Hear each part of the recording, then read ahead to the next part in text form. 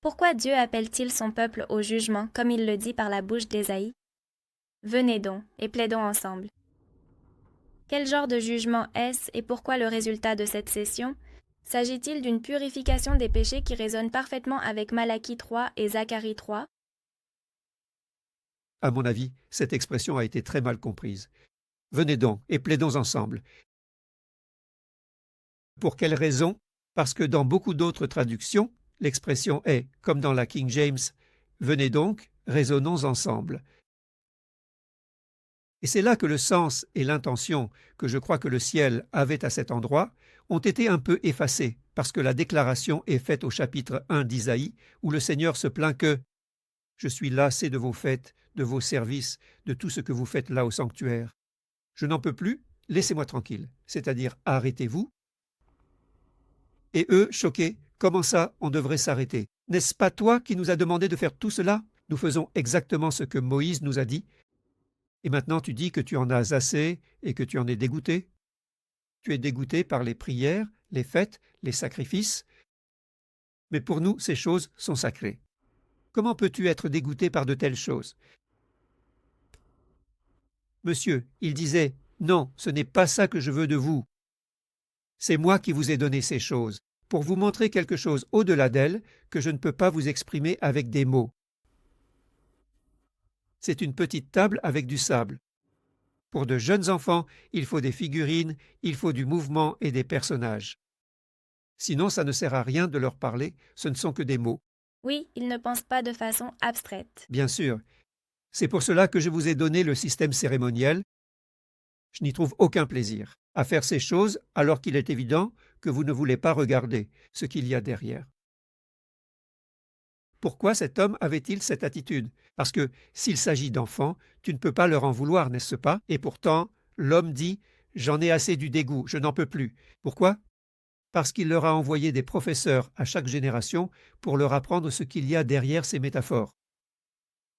Voilà pourquoi l'attente, voilà pourquoi le Saint, voilà pourquoi le Saint des Saints, je veux vous éveiller à ces réalités, je veux vous éveiller à ce qu'est le sacrifice, ce qu'est le sang, ce qu'il en est de quelqu'un qui meurt, de quelqu'un qu'on jette au feu après sa mort. Ces choses sont des questions graves qui se passent dans mon univers, dans ma maison, dit le Seigneur. Je veux attirer votre attention sur elles, je veux vous éveiller à ces réalités. Et qu'est-ce qu'il disait au professeur que le Seigneur envoyait? Mais toi qui es-tu? Qui t'a envoyé ici? Le Seigneur parle à travers nous. Quelle prétention et absurdité débites-tu ici en disant que le Seigneur t'a envoyé et que tu veux nous dire quelque chose?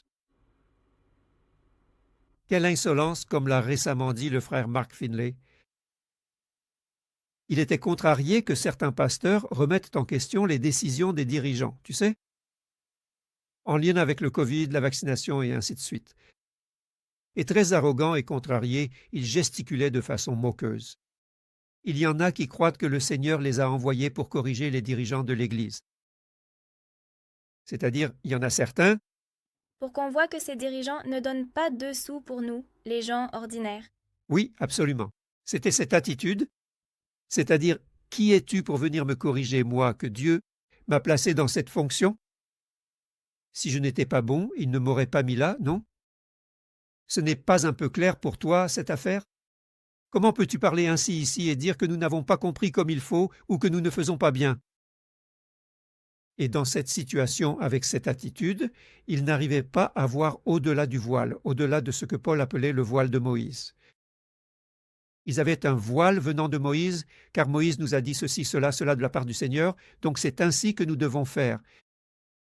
Il est vrai que c'est ainsi que Moïse l'a dit, pour les aider à voir quelque chose qu'ils ne voyaient pas. Et Moïse disait que ceci soit une loi éternelle pour vous, et pour vos descendants aussi.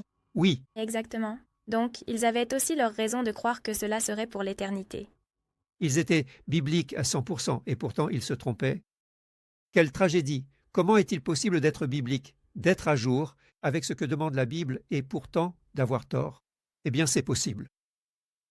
Et une fois que tu as tourné en dérision les personnes par lesquelles Dieu veut t'expliquer ce qu'il en est du sanctuaire, des sacrifices et du reste, tu ne peux plus être aidé. Pourquoi le Seigneur Christ est-il appelé ainsi? Prophète. Et il est ainsi nommé même par Moïse. Le Seigneur ton Dieu te suscitera du milieu de toi un prophète comme moi. Et nous reconnaissons maintenant que le Seigneur Christ est le plus grand des prophètes, qu'a démontré le Christ, que Dieu n'habite pas dans des maisons faites de main d'homme, que ce sanctuaire n'est pas quelque chose en soi, mais qu'il est l'ombre de quelque chose d'autre. Et cette autre chose, c'était justement sa propre créature, son être. Le Père habite en moi, pas dans votre maison. Et parce que vous n'acceptez pas cette réalité, votre maison, celle-ci, cette sainte et glorieuse maison, sera laissée déserte. Eh bien, c'était là le but du professeur envoyé à chaque génération. C'était d'attirer leur attention sur le fait qu'ils en sont au niveau des métaphores et qu'ils doivent prêter attention à ce qui se passe au-delà de la métaphore. Mais ils se sont opposés désespérément à cette réalité. Eh bien, au chapitre 1, c'est ce que fait Dieu. Bon, vous avez compris ma position, n'est-ce pas? Qu'est-ce que vous faites? C'est complètement erroné. Venez, réglons le problème. Parce que je ne peux pas le faire seul et par-dessus vos têtes. Sinon, je le ferai. Je veux qu'on discute et que je vous explique ce que signifie être jugé.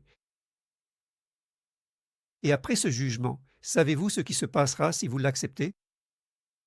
Vos péchés, même s'ils sont comme l'écarlate, deviendront blancs comme la neige. S'ils sont rouges comme la pourpre, ils deviendront comme la laine. En 3 mots, tout le dessein éternel de Dieu. Aussi misérable que vous soyez, même dans la fosse la plus profonde de l'iniquité et du péché. Si vous acceptez de discuter pour que je vous explique ce que j'ai à faire avec vous et que vous ouvriez l'oreille, cette oreille sourde avec laquelle vous m'avez traité toute votre vie, vos péchés seront effacés. Comme cela aurait été simple, n'est-ce pas? Il ne leur imposait pas de fardeau, il ne leur demandait pas de faire je ne sais quelle acrobatie mentale, ni de pratiquer un quelconque culturisme spirituel. Je veux vous convaincre d'une chose, et ensuite, avec votre accord, je pourrai agir, car ce que j'attends de vous, c'est votre acceptation. Je n'ai pas le droit de passer outre votre volonté, car vous êtes alliés avec un de mes ennemis qui me surveille et m'accuse de m'immiscer dans son royaume. Je veux vous aider à comprendre la réalité, afin que vous me disiez si vous souhaitez être guéris et ramenés dans la famille de Dieu. Et eux, constamment, ils ont dit « Non, ce n'est pas possible, nous n'en avons pas besoin, nous n'en voulons pas. » Et en quel sens cela résonne-t-il? Ce passage d'Ésaïe 1 avec Malachie et Zacharie. Dans chacun de ces passages, Zacharie 3, Malachie 3, il s'agit de l'effacement des péchés ou de la délivrance du peuple de ses péchés. Dans Zacharie, ôtez-lui les vêtements sales qu'il porte. Dans Malachie, je purifierai les fils de Lévi, comme on purifie l'or et l'argent. Et clairement, il s'agit d'une intervention sur l'être humain dans la symbolique du sanctuaire, l'effacement des péchés pour les vivants. C'est ce que faisait le grand jour des expiations. Les péchés commis au cours de l'année ne faisaient que transférer la responsabilité sur le grand prêtre et sur le sanctuaire.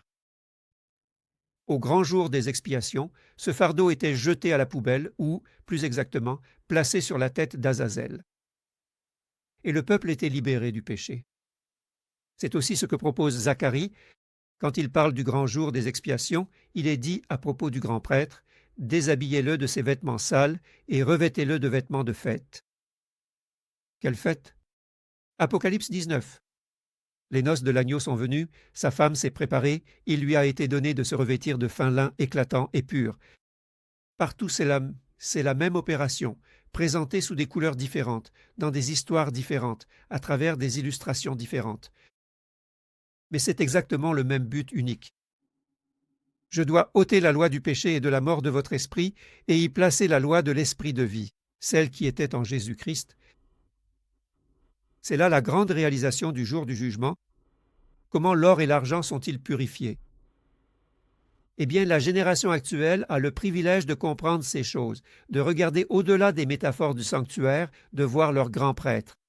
Dans cette opération d'effacement des péchés pour les vivants et pour l'honorer en participant aux noces et en disant « Me voici, je suis venu à ce grand jour de l'expiation, même si tout s'effondre autour de moi. » Tous les fondements sur lesquels j'ai jamais espéré m'appuyer et tenir jusqu'à un âge avancé, la vieillesse. Je suis prêt à tout risquer, à tout abandonner, à être traité comme un déchet parmi mon peuple et dans mon Église par amour pour notre grand prêtre qui attend avec impatience d'accomplir ce qu'il a promis devant son Père. Je vais former un groupe de personnes qui seront unies à la divinité par la communion de nature divine,